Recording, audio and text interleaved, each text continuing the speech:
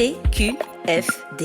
Stéphane Eletro, au début de l'été, vous nous présentiez des bactéries qui dépolluaient les eaux et aujourd'hui, c'est une nouvelle histoire de bactéries que vous allez nous raconter. Comment les avez-vous connues ? Grâce à une étude publiée dans la revue Scientific Reports, Dimitrios Tersis, ingénieur au laboratoire de mécanique des sols de l'EPFL et cofondateur de Medusoil, en collaboration avec une équipe de la haute école spécialisée de la Suisse italienne, a analysé 50 souches de bactéries différentes, des bactéries issues d'une zone agricole du Tessin occupée par des vaches laitières. Et l'étude a permis d'identifier les souches les plus pertinentes pour la fabrication de biociment. Ok, Medusoil, c'est ça que vous avez dit, c'est le nom d'une start-up Oui, une start-up spin-off de l'EPFL. Okay. Oui. Utilise donc des bactéries pour fabriquer du biociment. Oui, il s'agit en fait d'accélérer et d'optimiser un processus naturel, les enzymes sécrétant de la calcite, un minéral que l'on trouve dans de nombreuses roches, un minéral composé de carbonate de calcium. Alors ce biociment est utilisé pour la stabilisation des sols ou la valorisation des déchets de construction. Donc je vous emmène dans la campagne vaudoise, à Mollondin, dans une halle industrielle d'environ 200 mètres carrés, halle dans laquelle on trouve une série de réservoirs plastiques d'une contenance de 1000 litres chacun. On s'arrête devant un réfrigérateur qui abrite les micro-organismes, les fameuses bactéries utilisées par Medusoil. Nous y attend Vincent Laurençon, le directeur des opérations. Donc notre technologie est inspirée de la nature. En fait, on a isolé des micro-organismes qui sont présents naturellement dans le sol. On a isolé 50 souches et de ces 50 souches, on a identifié les plus enclines à produire de la calcite.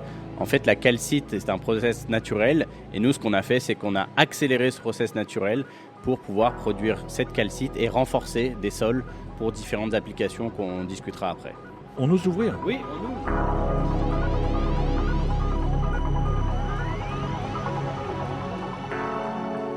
Donc, on a ici la réserve de notre bactérie, de notre micro-organisme et donc on va le mettre en culture pour pouvoir démarrer le process.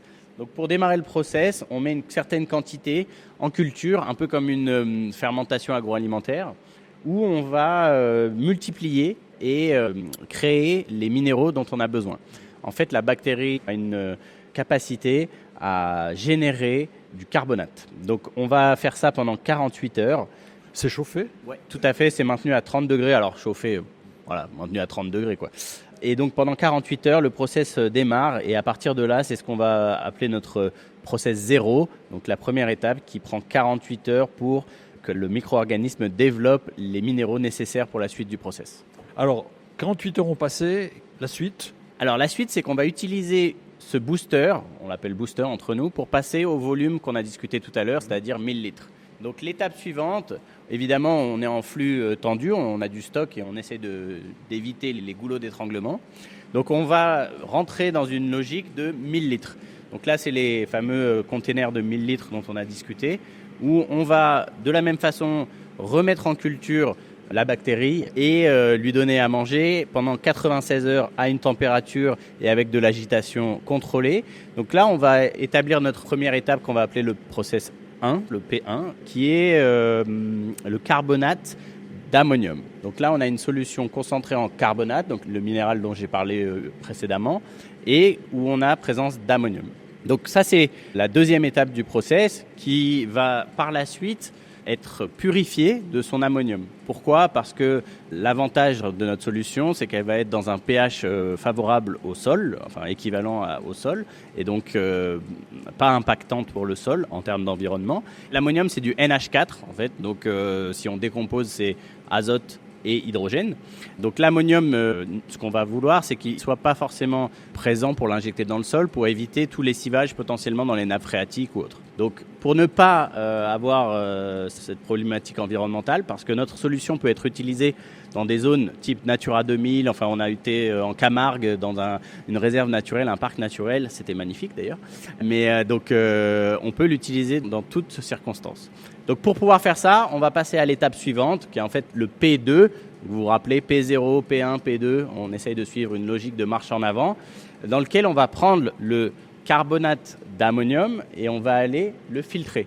Le filtrer grâce à un processus déposé avec une propriété intellectuelle dessus, sur lequel on va avoir deux boucles. Une boucle où d'un côté, on va mettre notre carbonate d'ammonium et une boucle où de l'autre côté, on va mettre du sulfate d'ammonium. En fait, on va maintenir un gradient de pH entre les deux boucles pour que l'ammonium migre d'un côté vers l'autre. Donc l'ammonium va migrer du carbonate d'ammonium vers le sulfate d'ammonium et par conséquent, le carbonate d'ammonium va devenir du carbonate de sodium. Et de l'autre côté, le sulfate d'ammonium va se concentrer au fur et à mesure en ammonium. Et comme je l'ai expliqué, l'ammonium, c'est du NH4, donc azote. Qui dit azote dit fertilisant. Donc on a depuis cette année une homologation de l'OFAG pour utiliser notre sulfate d'ammonium comme engrais pour les cultures. Et pour vous donner un petit peu un exemple de ce qui s'est passé cette année, on a mis 20 tonnes sur des cultures de pommes de terre. On a mis 20 tonnes sur des cultures de maïs, donc évidemment c'est en cours, et ils sont en train de pousser, donc on va attendre les résultats, mais on est sur un engrais qui est certifié avec 8 unités d'azote, et là on est en train d'essayer de le concentrer encore plus. L'avantage qu'il a aussi, c'est qu'on a de l'azote et du soufre, donc ça peut être aussi intéressant pour les cultures et pour la fixation de l'azote en l'occurrence pour les cultures. Voilà, donc là, le système, là, si on s'approche un tout petit peu, on voit un certain nombre de tuyaux, puis quoi, un grand filtre. Une membrane de filtration, tout à fait. Donc on a deux boucles avec une membrane de filtration où on va avoir la migration de l'ammonium en solution vers de l'ammoniac gazeux, puis redevenir de l'ammonium en solution dans le sulfate d'ammonium. Donc ce process historiquement était assez long. On prenait 60 ou 80 heures pour le faire. Et du fait de nos développements, de toutes les améliorations qu'on a pu faire, on a réussi à le faire maintenant en 6 heures. Donc si vous voyez un container de 1000 litres de produits finis, aujourd'hui nous prend 48 heures pour faire le booster, 96 heures pour faire le premier P1 et à filtrer, ça nous prend 6 heures. Donc maintenant, ce qu'on fait, c'est qu'on anticipe tout pour pouvoir produire du stock de produits en amont et être en flux tendu. Donc en permanence, tous les jours, alors pour l'instant, on n'est que sur un shift par jour, on va produire un cubiténaire de 1000 litres de carbonate d'ammonium, notre solution qu'on appelle le BCEM1. Là, vous parliez du sous-produit de la transformation qui était utilisé comme engrais. Est-ce qu'il y a d'autres sous-produits qui sont générés, qui doivent être éliminés ou plus rien ? Alors non, on a complètement développé l'approche du zéro déchet. Donc on est sur rien ne se perd, tout se transforme.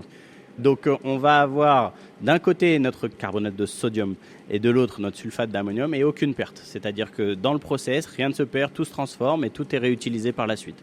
Après, on regardera sur la partie application. Il y a plusieurs types d'applications et en fonction des applications, évidemment, on va avoir plusieurs formulations. Mais aujourd'hui, dans le process de production à proprement parler, tous les entrants ressortent transformés d'une façon ou d'une autre et il y a zéro déchet. Les applications qu'on peut imaginer à partir des substances qu'on vient d'obtenir, on va justement les évoquer dans quelques minutes.